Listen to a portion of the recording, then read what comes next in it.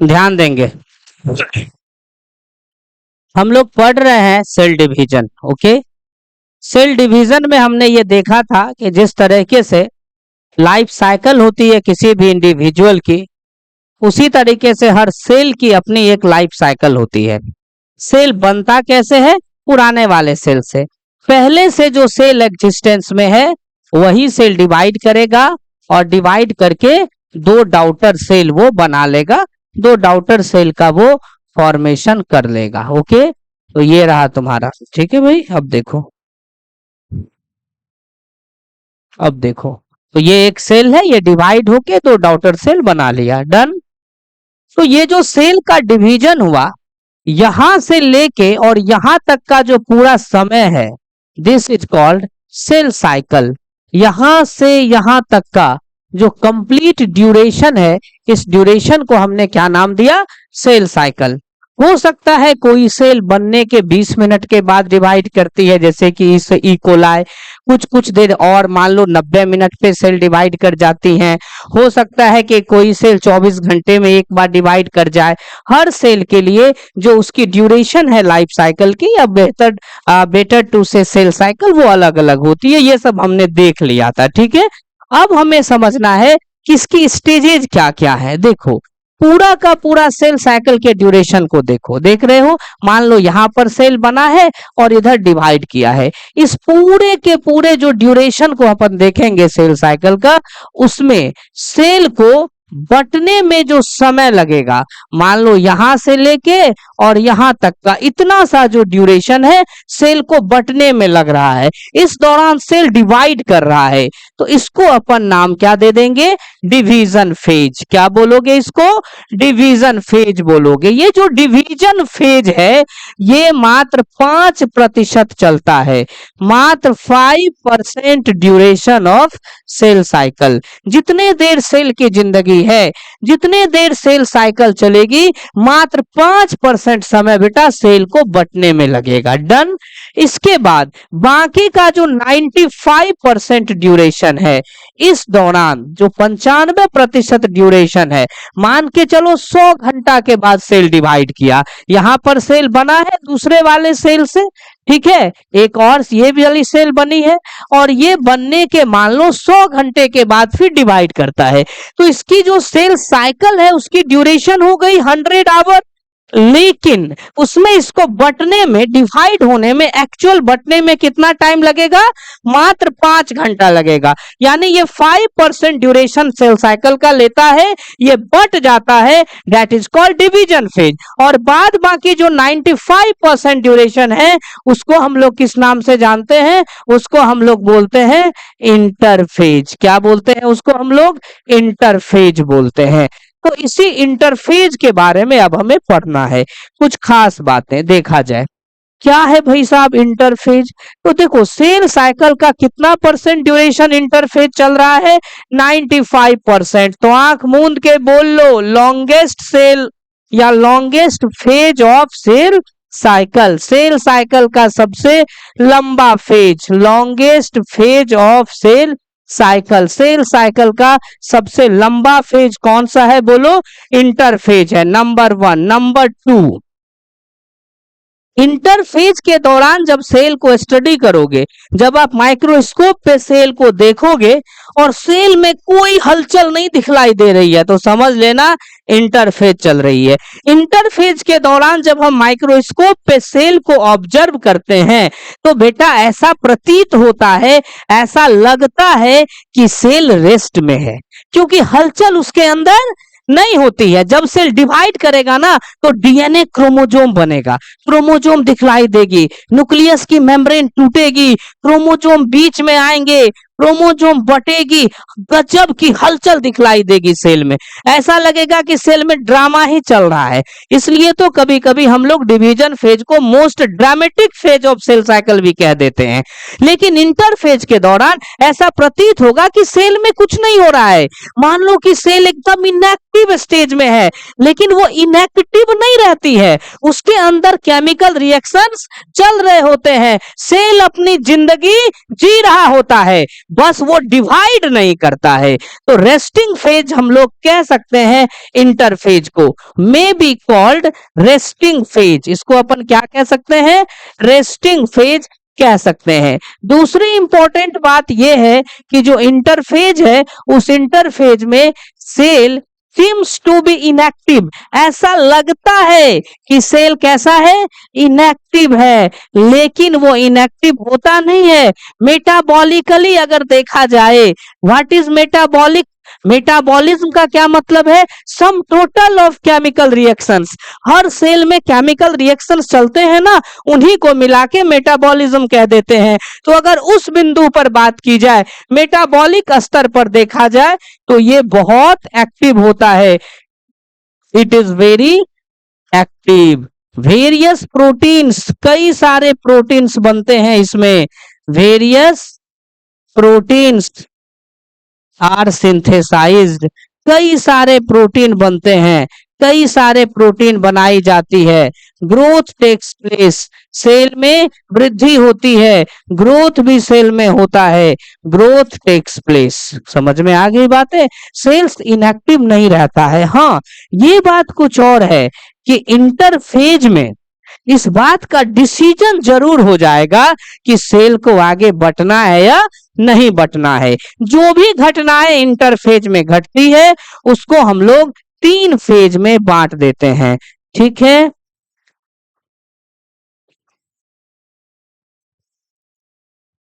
यानी इंटरफेज में जितनी भी घटनाएं घटेगी उसको हमने कितने फेज में बांटा? 3 फेज में।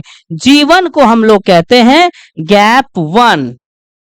एस का मतलब होता है सिंथेटिक फेज, ये भी मैं बताऊंगा क्यों। और G2 का मतलब होता है गैप 2। तो that's about the interphase. Clear है मामला? तो बताइए, सेल साइकिल का सबसे लंबा फेज कौन होगा? बोलो। इंटरफेज। कितना परसेंट चलेगा? 95%। रिवीजन कर लो, उंगली पे क्वेश्चन है। सेल साइकिल का पूरा सबसे लंबा फेज इंटरफेज, कितना देर चलेगा? 95% ड्यूरेशन। डिवीजन फेज का ड्यूरेशन बोलो, मात्र 5%। क्या इंटरफेज में सेल में कोई घटना घटेगी, कोई एक्टिविटीज होगी, मेटाबॉलिक रिएक्शंस होंगे? देखने में ऐसा लगेगा कि सेल रेस्ट में है, लेकिन सेल बहुत एक्टिव रहेगा। सेल अपने जिंदगी जिएगा, उसमें प्रोटीन्स बनेंगे, ग्रोथ होगी, और फाइनली उसके सारी घटनाओं को हमने 3 भाग में बांटा है। नाम बोलो, G1, S एंड G2। अब देखो इंटरफेज को अच्छे से।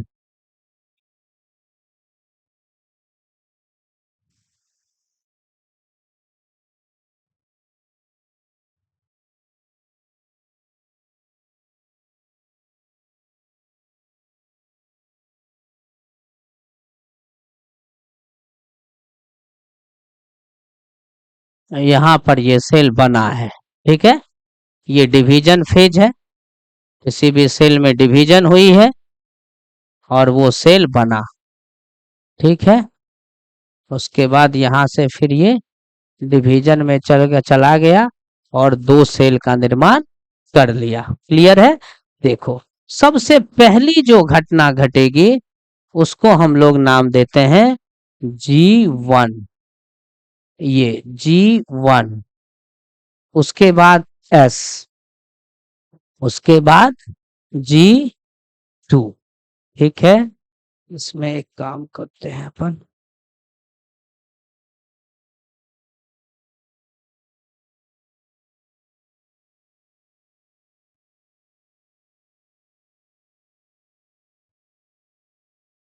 थोड़ा सा इसको बड़ा करो, लगना भी चाहिए थोड़ा। चलिए, अब ध्यान से सुनते चलना। तीनों फेज में कहां, कब, कैसे, क्या होगा उसकी चर्चा करते हैं हम लोग। छोटा कर देखो, यहां पे सेल बना। सबसे पहले सेल में क्या होगा? सेल अपनी जिंदगी जिएगा ना, एकदम सर। सेल अपनी लाइफ एंजॉय करेगा। सेल के अंदर प्रोटीन्स बनेंगे। क्या बनेंगे? प्रोटीन्स बनेंगे, यानी प्रोटीन का सिंथेसिस होगा। प्रोटीन का सिंथेसिस, सिन का मतलब यहां है सिंथेसिस। सिंथेसिस का मतलब होता है बनना। प्रोटीन बनेगा। सेल में ग्रोथ होगी, वृद्धि होगी, सेल की साइज बढ़ेगी। ओके, इतना ही नहीं, सेल के अंदर जो सेल ऑर्गेनल्स है, माइटोकॉन्ड्रिया है, राइबोसोम है ना, ये सब की संख्या भी इंक्रीज होगी। तो सेल में क्या होगा, नंबर ऑफ ऑर्गेनल्स, सेल के जो भी ऑर्गेनल्स हैं, ठीक है, उसकी संख्या इंक्रीज होगी, उसकी नंबर बढ़ेगी, सेल ऑर्गेनल्स बढ़ेंगे, प्रोटीन बनेगा, ग्रोथ होगा, नंबर ऑफ सेल ऑर्गेनल्स बढ़ेंगे, ठीक है। Various chemical reactions will takes place, कई सारे प्रकार के केमिकल रिएक्शन सेल के अंदर चलेंगे। ये जीवन फेज है। जीवन फेज सबसे लंबा फेज होता है, पूरे के पूरे इंटरफेज का सबसे लंबा फेज कौन हो गया, G1, longest phase of interphase. ठीक है, तो अगर आपसे पूछा जाए कि बताओ सेल साइकिल का सबसे लंबा फेज इंटरफेज, इंटरफेज में सबसे लंबा phase G1 phase. Okay, G1 phase में सेल अपनी जिंदगी जिया, खूब सेल एंजॉय किया, लेकिन इसके बाद सेल को डिसीजन लेना है, सेल को डिसाइड करना है कि मुझे बंटना है या नहीं बंटना है। अब सेल इस बात का फैसला लेगा कि मुझे डिवाइड करना है या नहीं करना है, मुझे बंटना चाहिए या नहीं बंटना चाहिए। बस देखते ही देखते अगर सेल डिसीजन लिया है बंटने का, तब वो किस में इंटर कर जाएगा, एस फेज में इंटर कर जाएगा। डन। और अगर उसने फैसला लिया है कि मेरे को बंटना नहीं है, तब वो अगली प्रोसेस नहीं करेगा। तो पहले हम देख लेते हैं कि एस फेज में क्या होता है। सपोज करो कि सेल ने ये डिसीजन ले लिया है कि अब मुझे डिवाइड करना है। ठीक है, सेल ने डिसीजन ले लिया है डिवीजन का, यानी डिसाइड टू डिवाइड। सेल ने डिवीजन का मूड बना लिया है, तो क्या होगा, जरा सा इसको हम लोग समझते हैं कि अब क्या होगा। देखो जरा, कोई सी भी सेल है, मान लो ये एक सेल है, तो सेल के न्यूक्लियस के अंदर डीएनए है ना, डीएनए तो है, तो ये डीएनए की जो लंबाई है वो हर इंडिविजुअल की एक स्पेसिफिक फीचर होती है। आपको हमने ये बातें पहले बताया है। तो देखा जाए, ये जो डीएनए है, इसी के पास कोडिंग है, इसी के पास इंफॉर्मेशंस है, यहीं पर सूचनाएं हैं कोडेड फॉर्म में, है ना। तो इस डीएनए की बात करो, यहीं पर सूचनाएं इंफॉर्मेशंस है, किस फॉर्म में, कोडेड फॉर्म में इंफॉर्मेशंस है। ठीक है, अब क्या होगा, कुछ नहीं होगा, बहुत आसान चीज है। अब इसमें डिवीजन होगी, और डिवीजन होकर के मान के चलो ये 2 सेल बनेगा। अगर ये 2 मीटर लंबा है, एग्जाम्पल के लिए ये कितना है, 2 मीटर लंबा डीएनए, ये धागा 2 मीटर लंबा है, यही जेनेटिक मटेरियल है, इसी के पास इंफॉर्मेशन होते हैं कोडेड फॉर्म में, जिससे सारे कैरेक्टरिस्टिक कंट्रोल किया जाता है। तो सिंपल सा फंडा है, अगर ये 2 मीटर का है, तो जो नए 2 सेल बनेंगे उसमें भी तो 2-2 मीटर की डीएनए चाहिए। तो मेरे पास एक नोट्स है और 2 बच्चे को देना है, तो बीच से फाड़ के नहीं ना देंगे। मान लो 1 मीटर इसमें और 1 मीटर इसमें दे दिया, ये चलेगा, नहीं चलेगा। बहुत सारे कोडिंग, बहुत सारी इंफॉर्मेशंस क्या होंगी, लॉस हो जाएंगी। इसीलिए बेटा ये डिवीजन में जाने से पहले कमाल कर देता है, अपनी एक कॉपी बना लेता है। ठीक है, ये देखो, ये अपनी एक कॉपी बना लिया। अब ये भी कितना हो गया, ये भी हो गया 2 मीटर का। क्लियर है, ये जो कॉपी बनाने की प्रोसेस है, ये जो कॉपी बनाने की प्रोसेस है, प्रक्रिया है, इसको हमने क्या नाम दिया, रेप्लिकेशन। किसका रेप्लिकेशन, डीएनए का रेप्लिकेशन। तो हमेशा सेल डिवीजन से पहले, जैसे ही सेल डिवीजन में जाएगी, सेल के डिवीजन से पहले डीएनए क्या करेगा, अपना एक कॉपी बना लेगा। डीएनए ने क्या किया, अपनी एक कॉपी बना ली, और फिर इस डीएनए से ये डीएनए बन के तैयार। तो what is DNA replication, DNA replication क्या है, formation of DNA strand, formation of new DNA strand, नया डीएनए बना लेना। किससे भाई साहब, एग्जिस्टिंग डीएनए से, जो अस्तित्व में डीएनए है उससे, और इसी को हम लोग किस नाम से जानते हैं? इसी को हम लोग रेप्लिकेशन के नाम से जानते हैं। This is replication. तो हमेशा सेल डिवीजन से पहले क्या होती है? डीएनए का रेप्लिकेशन होता है। रेप्लिकेशन हो गया, अब ये डीएनए चले आई इस सेल में और ये वाली डीएनए चले गई इस वाले सेल में। अब कोई दिक्कत हमारे पास नहीं है, डीएनए का रेप्लिकेशन हो गया। तो कहने का ये मतलब है कि अगर सेल को डिवाइड करना है तो cell has to replicate its DNA. Cell को अपनी डीएनए की एक कॉपी बनानी पड़ेगी। ओके, तो अब मैं यहाँ पे नोट में लिख देता हूं, before cell division, cell division से पहले, कोशिका विभाजन से पहले, okay, cell has to synthesise, cell को बनाना पड़ता है। सिंथेसाइज मतलब बनाना। Cell has to synthesise, cell को बनाना पड़ता है। क्या बनाना पड़ता है? आ कॉपी चेंज करो सीट, लास्ट बेंच सामने आओ, सामने आओ, बातचीत अलाउड नहीं है क्लास में, आओ सामने आओ। फैन चाहिए तो यहाँ आओ, बातचीत नहीं, शिफ्ट होइए इधर, बातचीत नहीं, वो अलाउड नहीं है वो सब चीज, यहाँ पे सिर्फ पढ़ना है। चलो अब देखो, तो बिफोर सेल डिवीजन, सेल के डिवीजन से पहले cell has to synthesise a copy of its, ध्यान दो, इट्स डीएनए, सो दैट, ताकि same amount of genetic material या डीएनए, डीएनए क्या है? जेनेटिक मटेरियल है, इसी के पास कोडिंग है ना। Same amount of DNA is distributed, is distributed to daughter cells. जो डॉटर सेल्स बनेगी उसमें सेम मात्रा में डीएनए जाए, तो ये हमारा हो गया डॉटर सेल्स, और ये हो गया पेरेंट सेल। क्लियर है मामला? तो देखो अब आ जाओ वापस यहाँ। तो अब तक तो सेल की जिंदगी ठीक ठाक चल रही थी ना। अब सेल ने डिसीजन लिया कि नहीं यार, मैं इस जिंदगी से तंग आ गया हूं, अब मुझे डिवाइड करना है। तो सबसे पहला काम वो क्या करेगा? डीएनए का रेप्लिकेशन, डीएनए की एक कॉपी बनाएगा। तो जैसे ही वो एस फेज में आया, सबसे पहली घटना डीएनए रेप्लिकेशन, वो डीएनए का रेप्लिकेशन करेगा। समझ में आई बातें? वो डीएनए का रेप्लिकेशन करेगा, वो डीएनए की एक कॉपी बनाएगा। ठीक है, वो डीएनए की एक कॉपी बनाएगा। डन। उसके बाद देखो, एनिमल सेल जो होते हैं ना, उसमें एक सेल ऑर्गेनल्स होती है जिसका नाम होता है सेंट्रियोल। नाम सुने हो? ये सेंट्रियोल सेल डिवीजन में मदद करता है। अब सेल का डिवीजन होने वाला है तो हमें उसकी जरूरत पड़ेगी ना, पड़ेगी। तो बस सेंट्रियोल क्या होगा? अब तुरंत डिवाइड कर जाएगा। सेंट्रियोल डुप्लीकेट, डुप्लीकेट मतलब अपनी एक कॉपी बनाना, डबल हो जाना। इन साइटोप्लाज्म, जो साइटोप्लाज्म है उसमें सेंट्रियोल डुप्लीकेट हो जाएगा। डन, डबल हो जाएगा।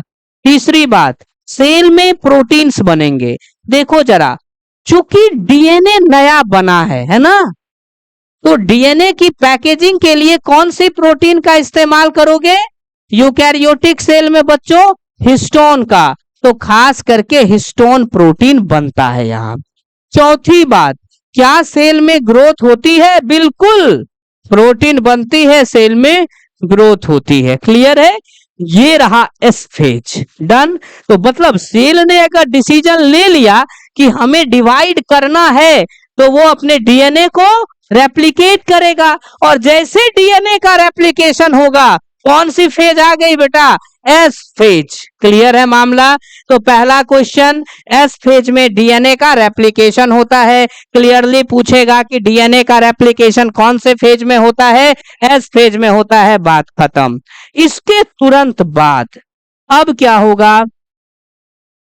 सेल में और भी कुछ घटनाएं घटित होंगी, जैसे कि देख लेते हैं, ग्रीन कर लो। और भी कुछ घटनाएं घटेगी। क्या घटेगी? और भी कुछ प्रोटीन्स बनेगा। देखो, एक प्रोटीन होती है, ध्यान से सुनोगे, ट्यूबुलिन प्रोटीन। ठीक है, मान के चलो हमें डिवीजन करना है, तो क्रोमोसोम को तोड़ना पड़ेगा। खींचना पड़ेगा, आधा इधर आधा इधर। उसके लिए हमें धागे की जरूरत पड़ेगी। तो वो धागा कहाँ से लाएंगे? नारियल रस्सी थोड़ी खरीद के लाया जाएगा सेल के द्वारा, नहीं ना। तो वो धागा सेल के अंदर बनता है, उसको इंग्लिश में बोलते हैं स्पिंडल फाइबर। क्या बोलते हैं? Spindle fibre. ओके, तो ये जो धागा है, स्पिंडल है, उसको जो प्रोटीन बनाती है, उस प्रोटीन का नाम है ट्यूबुलिन प्रोटीन। क्या नाम है? Tubulin protein. तो अब खास करके उसी प्रोटीन की सिंथेसिस होगी, that is called tubulin protein. Tubulin protein synthesis. अब जो है ट्यूबुलिन प्रोटीन की सिंथेसिस होगी। ठीक है, अब जो है ट्यूबुलिन प्रोटीन बनेगा। क्लियर है? नंबर 1। नंबर 2, ग्रोथ होगी। एकदम भाई साहब, क्यों नहीं, ग्रोथ होगा, ट्यूबुलिन प्रोटीन बनेगा, ग्रोथ होगा, और इसके बाद डिवीजन फेज स्टार्ट हो जाएगी, सेल में बंटवारा शुरू हो जाएगा। ठीक है, अब एक चीज नोटिस करो, पूरे के पूरे इंटरफेज में क्या ग्रोथ हर फेज में हो रही है, हाँ या ना? गौर करो जरा, यहां भी देखो ग्रोथ हो रही है, यहां भी देखो ग्रोथ होगी, और इधर देखो यहां पर भी ग्रोथ हो रही है, यहां भी ग्रोथ है। इसका मतलब हम कह सकते हैं कि लगातार ग्रोथ हो रही है, यानी growth is a continuous process, है ना। ग्रोथ लगातार हो रही है, सेल साइकिल के या इंटरफेज के तीनों फेज में हो रही है। लेकिन क्या डीएनए रेप्लिकेशन हमेशा हो रहा है? बिल्कुल नहीं। कौन से फेज में हो रहा है? एस फेज में। बस यही बात एनसीईआरटी ने एकदम खूबसूरत शब्दों में लिखा है। कैसे लिखा है? कि during interphase, during interphase, interphase के दौरान सेल ग्रोथ और इंक्रीज इन साइटोप्लाज्म, ग्रोथ का मतलब सेल के साइटोप्लाज्म में इंक्रीज होना, इज कंटिन्यूअस प्रोसेस, लगातार चलने वाली प्रक्रिया है। एंड और कंटिन्यूअस प्रोसेस, एंड और क्या बताओ? Takes place in all phases of cell cycle, और ये कहां होती है? सभी फेज में होती है। Takes place in all phases of cell cycle, cell cycle के सभी फेज में ये होती है। क्लियर हो गया बात? ठीक है, लेकिन डीएनए का जो रेप्लिकेशन होता है, ठीक है, इन स्पेसिफिक फेज, एक खास फेज में होता है, in specific phase of cell cycle, cell cycle के एक खास फेज में होता है, और वो खास फेज कौन सा है? S phase. किसका? इंटरफेज का ना, इंटरफेज का। ठीक है, यहां सेल साइकिल कहने से बेहतर है यहां लिख दो इंटरफेज, क्योंकि ग्रोथ कहां हो रही है? इंटरफेज में हो रही है। ये बातें समझ में आ गई बातें। तीसरी बात, एक क्वेश्चन बड़ा ही खूबसूरत यहां से फ्रेम हो जाएगा। देखो, क्वेश्चन है कि प्रोटीन की सिंथेसिस, प्रोटीन सिंथेसिस अकर इन, प्रोटीन सिंथेसिस कौन से फेज में होती है? अकर इन। ठीक है, ऑप्शन देखो दो तरह के हैं। ठीक है, पहला ऑप्शन है G1 phase, S phase, G2 phase, and D में है ऑल ऑफ दीज। ठीक है, दूसरा फिर सेम क्वेश्चन दूसरे एग्जाम में आया, G1 phase, S phase, G2 phase, D में आ गया नन ऑफ दीज। अब बोलो क्या टिक करेंगे? पहला वाला एग्जाम में पहला तो कोई दिक्कत नहीं है, ऑल ऑफ दीज। क्लियर है? पहले में तो कोई इशू नहीं है ऑल, लेकिन यहां ये तो होगा नहीं, किसी एक को टिक करना होगा। हमेशा याद रखना, एग्जाम में एग्जैक्ट सही को तो टिक किया ही जाता है, कभी कभी जो ज्यादा सही है और कम गलत है उसको भी टिक किया जाता है।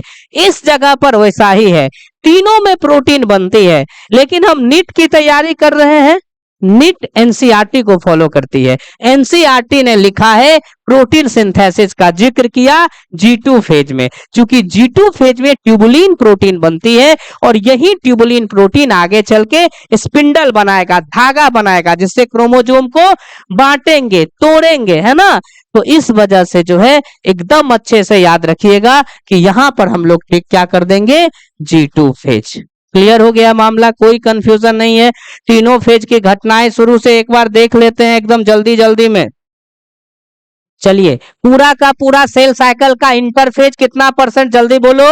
यस, 95%। डिवीजन फेज बोलो 5%। ठीक है, लॉन्गेस्ट फेज कौन है सेल साइकिल का, इंटरफेज। इंटरफेज को रेस्टिंग फेज कह सकते हैं। क्या इस फेज में सेल इनएक्टिव रहता है? नहीं, दिखता है लेकिन रहता नहीं है। उसमें खूब खिचड़ी पक रही होती है, खूब अपना मजा ले रहा होता है जीवन का, खूब सारे केमिकल रिएक्शंस चल रहे होते हैं। कितनी फेजेज है, 3 है, G1 है, S है, G2 है। ठीक है, क्या G1 में ग्रोथ होगी? होगी। क्या S में होगी? होगी। क्या G2 में होगी?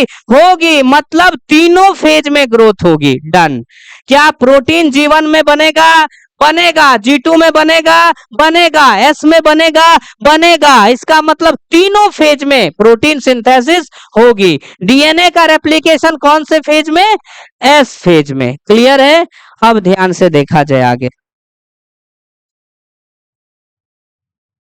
ड्यूरिंग डिवीजन फेज, लिखने के लिए हड़बड़ाओ नहीं, उसके बाद आराम से लिखना। ठीक है, उसमें एक बहुत बड़ा बेनिफिट होगा कि लंबा लिखने का आदत बन जाएगा। जो पेपर में दिक्कत होती है ना, वो नहीं होगी। पहले अभी समझो आराम से, बीच में नहीं लिखना। During division phase, division phase के दौरान, ठीक है, क्या होता है, ये जो न्यूक्लियस के अंदर डीएनए है वो तो क्रोमेटिन के रूप में रहता है। ये जो डीएनए है न्यूक्लियस के अंदर, यही ना है डीएनए। कहां पर है बेटा? Inside nucleus. डीएनए रहता है न्यूक्लियस के अंदर। और जैसे ही डिवीजन होगा तो क्या होगा, ये इस तरीके से डीएनए है ना, किस रूप में है? क्रोमेटिन के रूप में है, क्रोमेटिन नेटवर्क के रूप में है।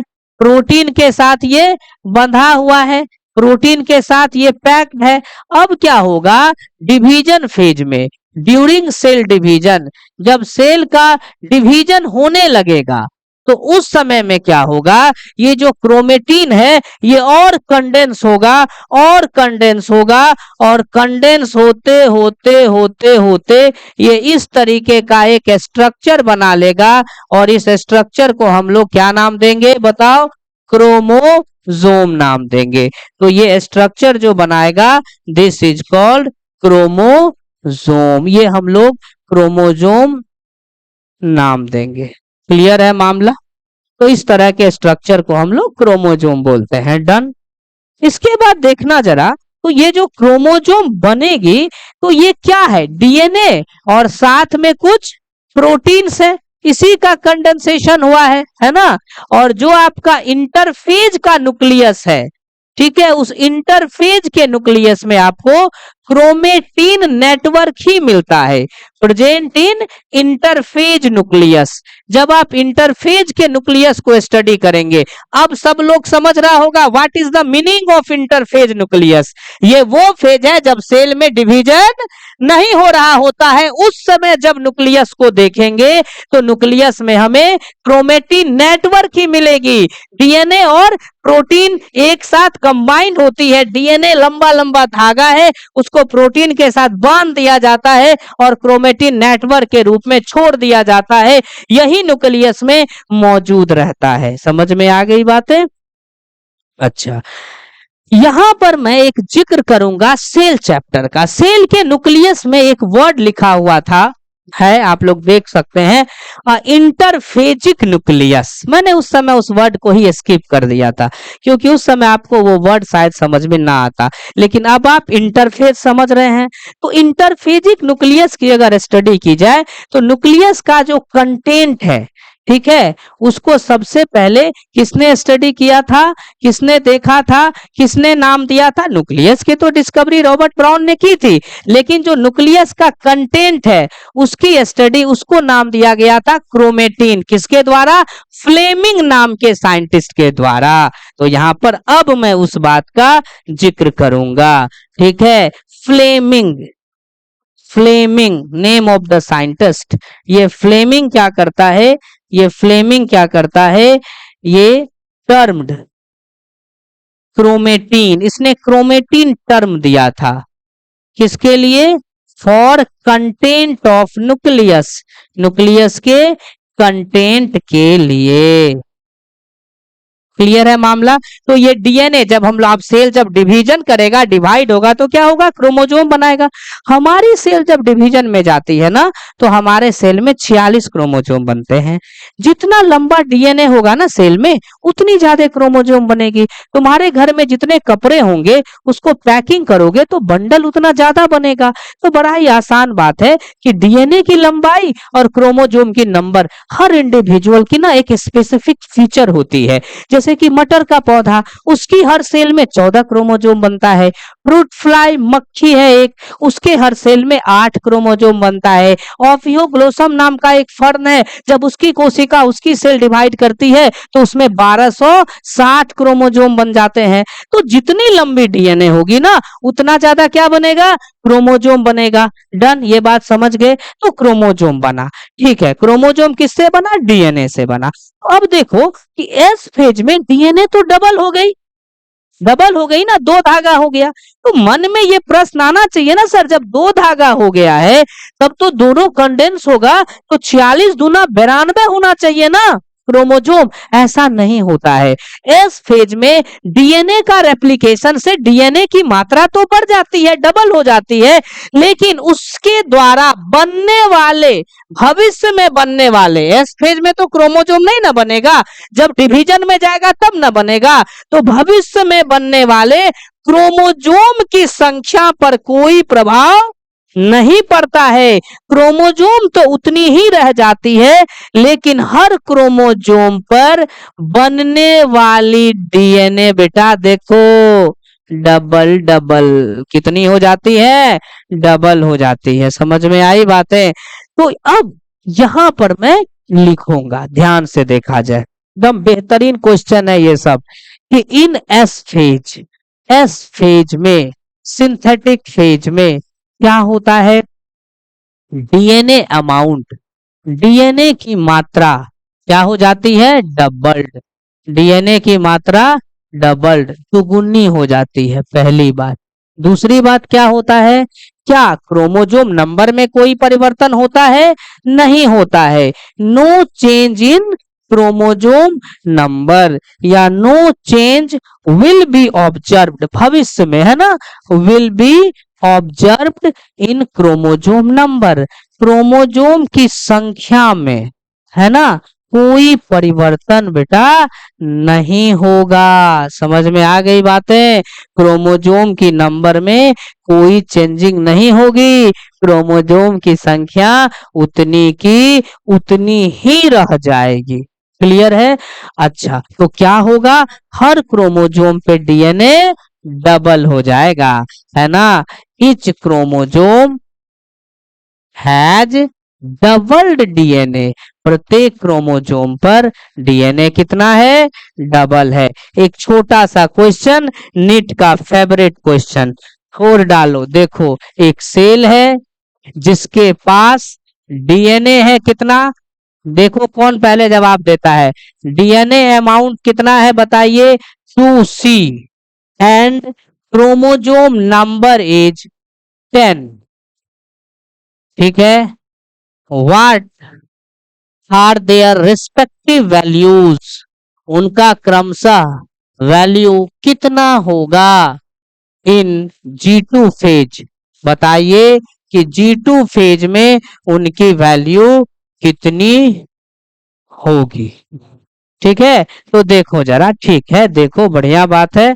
चलो खड़ा हो जाओ इधर से, तुम ही बताओ, समझ में आ रहा है। मान लो ये DNA amount 2C and chromosome number दे दिया इन G1 फेज, कह दिया कि G1 फेज में, तो यहाँ लिख देते हैं G1, यहाँ लिख देते हैं S, उसके बाद आएगी G2। ठीक है, डीएनए G1 में कितना है बताइए, 2C है, क्रोमोसोम की संख्या कितनी है, 10। बताओ क्या होगा एस फेज में, एस फेज में बताओ क्या होगा, डीएनए कितना हो जाएगा, डबल हो जाएगा। अभी कितना है, 2C, चूंकि सेल डिवाइड करेगा तो डीएनए डबल हो जाएगा, तो 2 दूना 4, यानी 2C into 2 is equal to 4C। और क्रोमोजोम नंबर 10 दूना 20 होगा? नहीं होगा, क्रोमोजोम नंबर उतना ही रह जाएगा। समझ में आई बात? फिर G2 में यही हो जाएगा 4C और 10। ऐसे क्वेश्चंस पूछे जाते हैं। समझ में आई बात है कि अभी डीएनए इतना है तो फिर बताओ G2 में कितना होगा? सीधा सा बात है, डीएनए डबल हो जाएगा।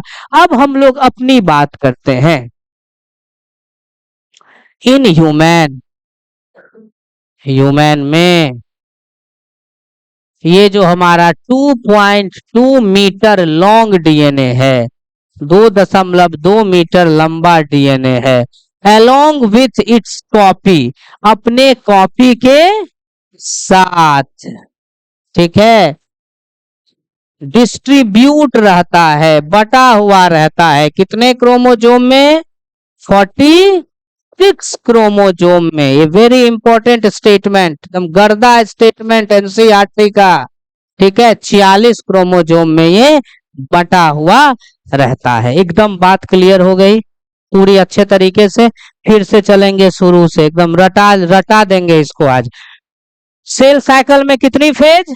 मेनली 2, इंटरफेज और डिवीजन फेज। सबसे लंबा फेज बोलो कौन?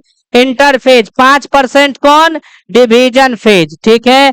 अच्छा, इंटरफेज सबसे लंबा, इंटरफेज को रेस्टिंग फेज कह सकते हैं, कह सकते हैं। क्या इसमें इनएक्टिव रहता है सेल? नहीं रहता है, बहुत एक्टिव रहता है, बस दिखता है कि इनएक्टिव है। कितने तरह से उसको डिवाइड करेंगे? 3, G1 फेज, S फेज और G2 फेज, ठीक है। क्या G1 में ग्रोथ होगी? होगी। G2 में होगी? होगी। S में होगी?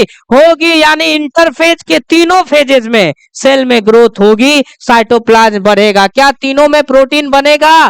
बिल्कुल सर, तीनों फेज में प्रोटीन बनेगा। डीएनए रेप्लिकेशन कौन से फेज में हुआ? एस फेज में। जैसे ही सेल एस फेज में इंटर करेगी मतलब डिवीजन कंफर्म है, आगे चल के होगा ही होगा, क्योंकि एस फेज का मतलब ही है कि डीएनए रेप्लिकेशन हो गया। डन। तो डीएनए डबल हुआ तो क्रोमोजोम भी डबल हो जाएगा क्या?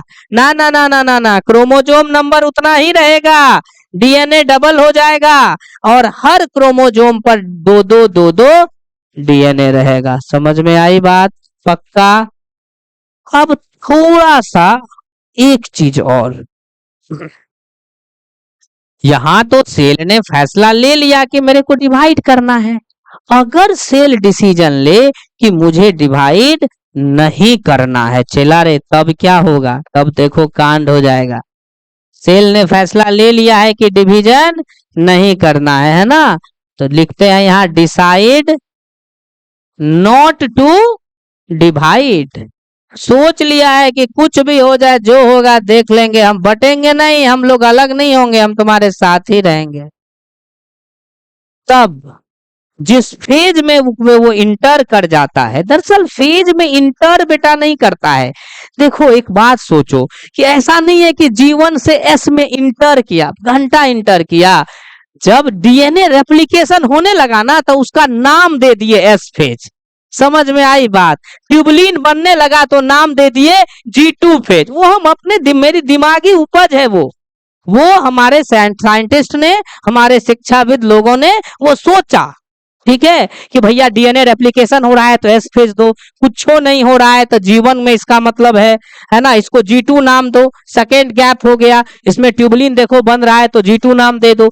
उसी तरह अगर सेल को ये एहसास हो गया कि नहीं भैया ऐसा है कि हम जो है डिवाइड नहीं करेंगे, अभी मेरे डिवीजन की जरूरत नहीं है, मैं आपको at the end of chapter ये भी पढ़ाऊंगा कि सेल डिवीजन होती क्यों है, ऐसे कौन से फैक्टर हैं जो सेल को डिवाइड करने पे मजबूर कर देते हैं, वो मैं आपको लास्ट में बताऊंगा। 2 चीजें उसमें है, सरफेस वॉल्यूम रेशियो का मामला है और एक कार्डियोप्लाज्मिक इंडेक्स का मामला है, दोनों चीजें बताऊंगा। अभी बस सुनो कि सेल ने ये डिसीजन लिया है कि मेरे को डिवाइड नहीं होना है, तो क्या सेल डीएनए का रेप्लिकेशन करेगा? नहीं करेगा तो एस फेज तो बोलेंगे नहीं, तो उसका कुछ तो नाम दोगे ना कि लंबा समय हो गया है भाई लेकिन ये डिवाइड ही नहीं कर रहा है, तो कुछ तो नाम दोगे। तो उसको हमने बोला है जी नॉट फेज। क्या नाम दिया है उसको? जी नॉट फेज। जी नीचे जीरो है, कुछ लोग जी ओ भी पढ़ते हैं, कुछ लोग जी नॉट भी पढ़ते हैं, ठीक है। तो अगर हमसे पूछा जाए कि what is G nought phase, यहाँ पे कि जी नॉट फेज क्या है, तो पहली बात तो इसका एक नाम है क्विसेंट स्टेज। क्विसेंट स्टेज क्या होती है ये, ठीक है। अब फेज ऑफ सेल साइकिल, ये भी सेल साइकिल की एक फेज ही होती है, इन विच, जिसमें कि cell exit from G one phase, cell G one phase से क्या होता है, एक्टिव हो जाता है, ठीक है। इस फेज में, इन दिस फेज, इस फेज में सेल्स रिमेन अलाइव, सेल जिंदा रहता है, ठीक है। मेटाबॉलिकली एक्टिव, सेल में कई सारे केमिकल रिएक्शंस भी होते हैं, मेटाबॉलिकली पॉइंट ऑफ व्यू से भी वो एक्टिव रहता है, but does not replicate its DNA, लेकिन अपने डीएनए को रेप्लिकेट नहीं करता है, एंड हेंस, और इसीलिए चला डिवाइड भी नहीं करता है, and hence does not divide, इसीलिए वो डिवाइड भी नहीं करता है, ठीक है। रेप्लिकेट भी नहीं करता है और इसीलिए वो डिवाइड भी नहीं करता है। बात आ गई समझ में? अब आगे की बात यह है कि इन दिस फेज, इस फेज में सेल जिंदा रहता है, मेटाबॉलिकली एक्टिव रहता है, लेकिन अपने डीएनए का रेप्लिकेशन नहीं करता है, इसीलिए डिवाइड भी नहीं करता है। It resume to S phase, यह तब एस फेज में वापस रिज्यूम हो जाएगा, वापस आ जाएगा, व्हेन इट इज कॉल्ड सो, जब इसको कहा जाएगा, जब जरूरत पड़ेगी, तब जाकर के ये वापस एस फेज में चला आएगा और फिर से डिवीजन शुरू कर देगा। तो इसी को हम लोग क्या बोलते हैं, जी नॉट फेज बोलते हैं, या इसी को हम लोग क्यूसेंट स्टेज के नाम से बेटा जानते हैं। बात आ गई समझ में? क्या ऐसी कोई सेल है हमारे बॉडी में जो इस फेज में होगी? हमारी हार्ट की सेल हमेशा डिवाइड नहीं करती है, ठीक है, तो उसमें तो एस फेज नहीं हो रहा होगा। हमारी मसल्स जब तक डैमेज ना हो तब तक डिवाइड ही नहीं करती है, ठीक है, तो फिर उसमें भी एस फेज नहीं हो रहा होगा। यानी ये सब सेल कौन से फेज में अरेस्ट है? सब के सब जी नॉट फेज में अरेस्ट है। Example heart cell, muscle cell. Clear है मामला? तो ये है। एक और अच्छा सा क्वेश्चन करा देते हैं लास्ट, इंटरफेज समाप्त। लास्ट देखो इधर, क्या माइटोकॉन्ड्रिया में डीएनए होता है, हाँ या ना? क्लोरोप्लास्ट में होता है, जिसको हम लोग साइटोप्लाज्मिक डीएनए भी कह सकते हैं, क्योंकि माइटोकॉन्ड्रिया और क्लोरोप्लास्ट साइटोप्लाज्म में है। जो बच्चे सेल क्लास के हैं उसको पता होगा, जो नहीं किए हैं लेक्चर देखिए मेहनत से, ठीक है, कर सकते हैं आराम से। तो भाई मेरे, अगर माइटोकॉन्ड्रिया में डीएनए है तो जब सेल डिवाइड करेगी तो वो डीएनए भी तो अपना कॉपी बनाएगा, या जो साइटोप्लाज्म का डीएनए होगा वो भी तो अपनी कॉपी बनाएगी। उसका क्या, वो किस फेज में रेप्लिकेट करेगा? वो किसी फेज में कर सकता है, कोई जरूरी नहीं है कि वो एस फेज ही हो, ठीक है, किसी भी फेज में कर सकता है। रही बात बैक्टीरिया की, तो बैक्टीरिया के सेल डिवीजन में इस तरह की कोई फेजेज नहीं होती है, वहां पे डायरेक्टली डिवीजन होता है, वो मैं आगे बताऊंगा। हालांकि बैक्टीरिया में भी हम लोग इंटरफेज को भले ही कह सकते हैं कि ये हो रहा है, प्रोटीन बन रही है या फिर ये चीजें हो रही है, डीएनए रेप्लिकेशन हो रहा है, लेकिन क्रोमोजोम वगैरह वाला जो पार्ट है, क्रोमोजोमल कंडेंसेशन, ये सब वहां नहीं होता है, डायरेक्ट डिवीजन होती है, ठीक है। तो हम लोग यहाँ पे लिखेंगे क्वेश्चन के फॉर्म में, ठीक है, कि साइटोप्लाज्मिक डीएनए, जो साइटोप्लाज्म का डीएनए है, can replicate in any phase, in any phase, while जबकि न्यूक्लियर डीएनए रेप्लिकेट इन एस फेज। कौन से फेज में बोलो? एस फेज में। This is important. ओके, अब इसको आपको उतारना है। एक स्लाइड लिखने में कम से कम 5 मिनट, ज्यादा से ज्यादा 5 मिनट, उससे ज्यादा नहीं। ठीक है, एक बार फिर रिवीजन कराएं कि लास्ट में उतार बोल दे, बोल दे। देखो सिंपल क्वेश्चन है, चलो लास्ट में उतारो पहले।